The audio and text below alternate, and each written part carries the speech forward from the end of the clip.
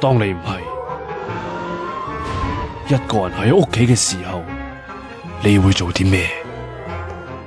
如果有人已經準備搬入你屋企，但係你仍然一啲都唔想搬呢？妄想、奇怪嘅事、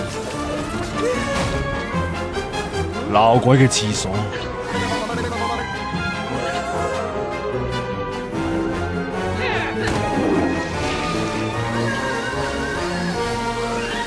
危機四伏嘅晚餐、恐怖喺半夜嘅時候發出碰撞怪聲嘅嘢、驚慌、